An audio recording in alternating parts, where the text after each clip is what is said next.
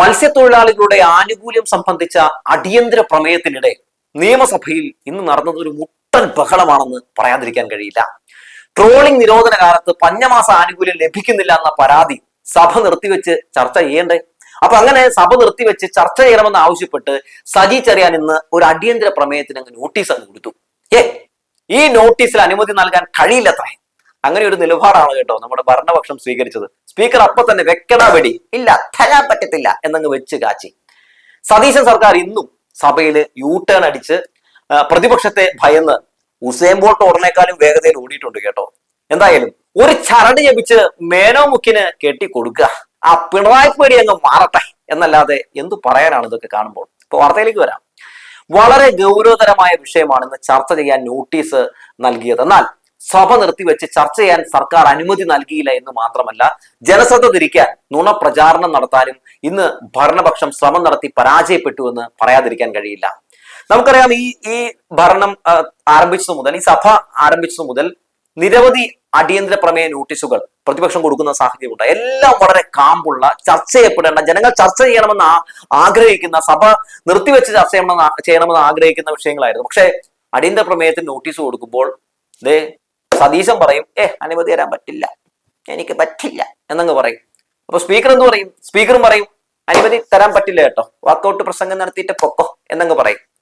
പക്ഷെ ആ ടൈമിനുള്ളിൽ തന്നെ പ്രതിപക്ഷം പറയാനുള്ളതെല്ലാം പറഞ്ഞിട്ടുണ്ടാകും.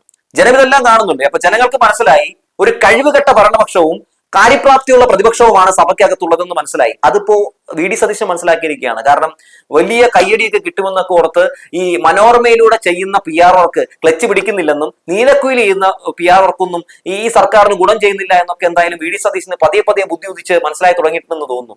അതുകൊണ്ട് ഈ പിണറായി വിജയൻ ഇപ്പോ പ്രതിപക്ഷ നേതാവായ പിന്നെ വലിയ രീതിയിലുള്ള പ്രതിച്ഛായ വർദ്ധിക്കുകയാണ്. അതൊന്ന് തകർത്ത് കളയാം, സഭയിൽ നിന്ന് ഒരു ഒന്നൊന്നര പഴയ രീതിയിലുള്ള ഒരു നുണേഷനടി നടത്തി കളയാമെന്ന് വിചാരിച്ചിട്ട് തന്നെ ആകാം ഇന്ന് വി ഡി സതീശൻ ഒരു ഗംഭീര കളി കളിച്ചു. അടിയന്തര പ്രമേയത്തിൽ ഫിഷറീസ് മന്ത്രി മറുപടി പറയുന്നതിനിടെ വനം വകുപ്പ് മന്ത്രി ഷിബു ബേബി ജോൺ സംസാരിച്ചതിനെ കുറിച്ച് പിണറായി വിജയൻ നടത്തിയ ഒരു പരാമർശമാണ് സതീശൻ ഇങ്ങനെ വളച്ചൊടിച്ച് അവസാനം അത് തന്നെ സതീശന് തന്നെ തിരിച്ചടിയായി മാറിയത്. ഫിഷറീസ് മന്ത്രിക്ക് മറുപടി പറയാൻ കഴിവുകേടുണ്ടെന്ന മട്ടിൽ ഇടപെട്ടുവെന്ന് പ്രതിപക്ഷ നേതാവ് പറഞ്ഞതിനെ കഴിവുകെട്ട മന്ത്രി എന്ന് പിണറായി വിജയൻ ഫിഷറീസ് മന്ത്രി വി അബ്ദുൾ ഗഫൂറിനെ വിളിച്ചു എന്ന് വരുത്തി തീർക്കാനാണ് നമ്മുടെ മുഖ്യമന്ത്രി ശ്രമം നടത്തിയത് കേട്ടോ.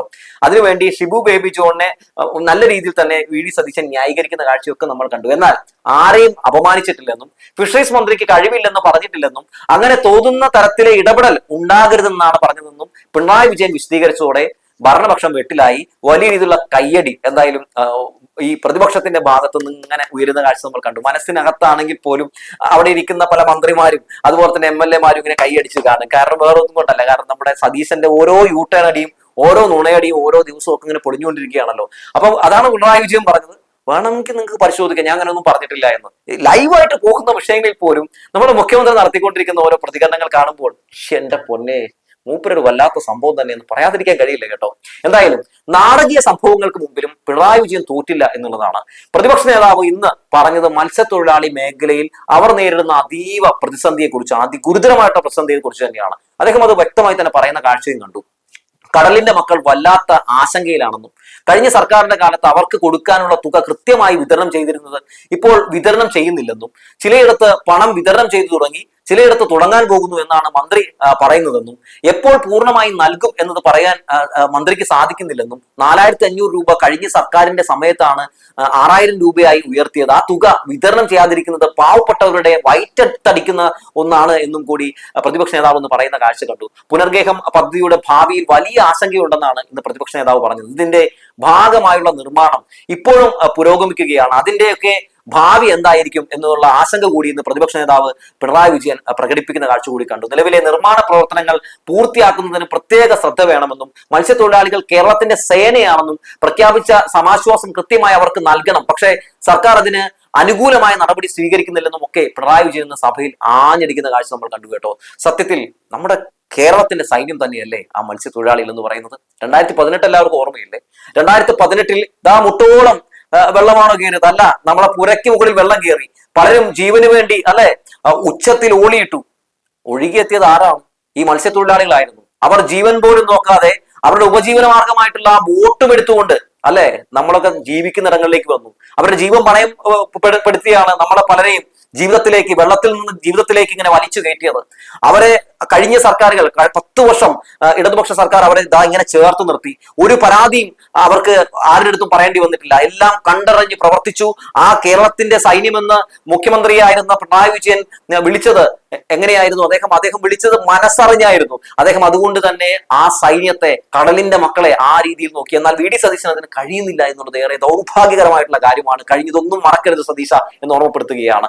ആ കടലിന്റെ മക്കൾ പറവൂരിൽ വന്നിരുന്നു എന്നുള്ള കാര്യം മറന്നു പോകല്ലേ മുഖ്യമന്ത്രി എന്ന് ഓർമ്മപ്പെടുത്തുകയാണ്. എന്തായാലും പിന്നാലെ സജി ചെറിയാനും ആഞ്ഞടിച്ചു ഈ വിഷയത്തിൽ എന്നുള്ളതാണ്.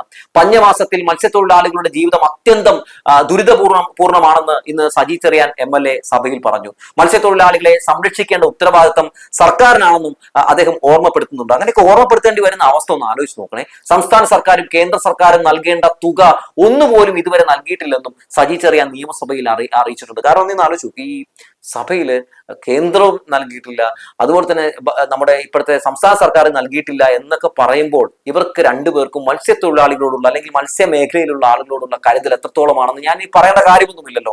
മത്സ്യത്തൊഴിലാളികൾക്ക് ആശ്വാസം നൽകുന്ന നടപടികൾ സർക്കാർ അടിയന്തരമായി സ്വീകരിക്കണമെന്നും 4500 രൂപ എന്നത് കഴിഞ്ഞ സർക്കാർ 6000 രൂപയായിട്ട് ഉയർത്തിയിരുന്നു എന്നുള്ള കാര്യം സജി ചെറിയാനും ഇന്ന് ഓർമ്മപ്പെടുത്തി. എന്നാൽ ഈ സീസണിൽ ഈ ആനുകൂല്യം അവർക്ക് നൽകിയിട്ടില്ല എന്നും സംസ്ഥാന സർക്കാരും കേന്ദ്ര സർക്കാരും നൽകേണ്ട തുക ഒന്നുപോലും ഇതുവരെ നൽകിയിട്ടില്ല എന്നും തുക വിതരണം ചെയ്യാതെ മത്സ്യത്തൊഴിലാളികളെ പട്ടിണിക്കിടുന്ന സമീപനമാണ് സർക്കാർ സ്വീകരിക്കുന്നതെന്നും കേന്ദ്ര വിഹിതം ഒരു ഘട്ടത്തിലും കൃത്യമായി ലഭിച്ചിട്ടില്ലെന്നും സംസ്ഥാനം ആ തുക കൂടി കണ്ടെത്തി ഒരുമിച്ചാണ് കഴിഞ്ഞ 5 വർഷവും നൽകിയിരുന്നതെന്നും മത്സ്യത്തൊഴിലാളികളുടെ വായ്പകളുടെ മൊറട്ടോറിയത്തിലും സർക്കാർ അനുകൂല നിലപാട് സ്വീകരിക്കണമെന്നും പുനർഗേഹം പദ്ധതി കേരളത്തിൽ അവസാനിപ്പിക്കാൻ പോകുന്നുവെന്ന ആശങ്ക മത്സ്യത്തൊഴിലാളികൾക്കിടയിൽ ഉണ്ടെന്നും മത്സ്യത്തൊഴിലാളികളോട് നീതി കാണിക്കുക, വിഴിഞ്ഞം പുനരധിവാസത്തിനായി 10 പൈസ മാറ്റിവെച്ചിട്ടില്ലെന്നും ഒക്കെ ഇന്ന് സജി ചെറിയാൻ തൊഴിലാളികൾക്ക് വേണ്ടി, കടലിന്റെ മക്കൾക്ക് വേണ്ടി പറയുന്ന കാഴ്ച കണ്ടു വലിയ അഭിമാനവും സന്തോഷവും തോന്നി കേട്ടോ. അങ്ങനെ ഇന്നും സഭയിൽ സതീശനെ തൂഫാനാക്കി പ്രതിപക്ഷം ഒന്നും പറയാതിരിക്കാൻ കഴിയില്ല. സഭയ്ക്ക് പുറത്ത് സതീശനെതിരെ ശക്തമായ പ്രതിഷേധമാണ് നിലനിൽക്കുന്നതെന്ന് എല്ലാവർക്കും പറയാം. കാരണം സതീശൻ സഭയിൽ പറയുന്നതൊന്ന്, പുറത്തു പറയുന്നത് മറ്റൊന്ന്. അങ്ങനെ പറയുന്ന വാക്കുകളിലും പറയുന്ന പല പ്രതികരണങ്ങളും ഒക്കെ നിരവധി വൈരുദ്ധ്യങ്ങൾ കാണുകയാണ്. നുണ പറയുന്ന ഒരു മുഖ്യമന്ത്രിയെ കേരളം കാണുകയാണ്. എല്ലാത്തിൽ നിന്നും യൂട്ടേൺ അടിക്കുന്ന മുഖ്യമന്ത്രിയെ നമ്മൾ കാണുകയാണ്. അത് PM ശ്രീ വിഷയത്തിലാണെങ്കിലും, കരിമണൽ ഖനന വിഷയത്തിലാണെങ്കിലും, ഊരാളുങ്കൽ സൊസൈറ്റി വിഷയത്തിലാണെങ്കിലും, അങ്ങനെ ഏത് വിഷയം എടുത്ത് നോക്കിയാലും ഒരു യൂട്ടേൺ അടി സർക്കാരിനെയാണ് നമ്മൾ ഇന്ന് കണ്ടുകൊണ്ടിരിക്കുന്നത്. ഒപ്പം ഈ ഇവരുടെ പട്ടികകത്തും വലിയ രീതിയിലുള്ള പ്രശ്നങ്ങൾ സംഭവിച്ചുകൊണ്ടിരിക്കുകയാണ്. സംസ്ഥാനതല തെരഞ്ഞെടുപ്പ് കമ്മീഷണറായി N ശേഷാദ്രിനാഥിന്റെ പേര് നിർദ്ദേശിച്ചത് മുഖ്യമന്ത്രി VD സതീശനാണ് എന്നുള്ള കാര്യം കൂടി പുറത്തു വരികയാണല്ലോ. മുഖ്യമന്ത്രിയുടെ നിർദ്ദേശം വകുപ്പ് മന്ത്രിയായ KM ഷാജി അംഗീകരിക്കുകയായിരുന്നു എന്നുള്ള കാര്യമാണ് ഇപ്പോൾ പുറത്തു വരുന്നത്. ശേഷാദ്രിനാഥിന്റെ നിയമനം വിവാദമായതോടെ കൂടുതൽ ചോദ്യങ്ങൾ മുഖ്യമന്ത്രിക്ക് നേരെ ഉയരുകയാണ്. എന്തിനു വേണ്ടിയാണ് ഇത്തരത്തിൽ ഈ സംഘപരിവാർ നേതാക്കളെയൊക്കെ ഇത്തരത്തിൽ പരിപോഷിപ്പിക്കുന്നത്? വരാൻ പോകുന്ന തിരഞ്ഞെടുപ്പിൽ 5 വർഷം കഴിഞ്ഞിട്ട് ഇവിടെ നടക്കാൻ പോകുന്ന തെരഞ്ഞെടുപ്പിൽ BJPക്ക് വേണ്ടി ഈ സംസ്ഥാനത്തെ തീരെഴുതി കൊടുക്കുന്നതിന് വേണ്ടിയാണോ എന്നുള്ള ചോദ്യങ്ങളൊക്കെ ഉയർന്നു കേൾക്കുന്നുണ്ട്. രത്തൻ കേൽക്കർ എന്ന് പറയുന്ന മുൻ തെരഞ്ഞെടുപ്പ് ഓഫീസർ ആണല്ലോ മൂപ്പരുടെ സെക്രട്ടറി. അങ്ങനെ BJPക്ക് അനുകൂലമായ ഒരു സാഹചര്യം ഇവിടെ ഉടലെടുക്കുന്നു.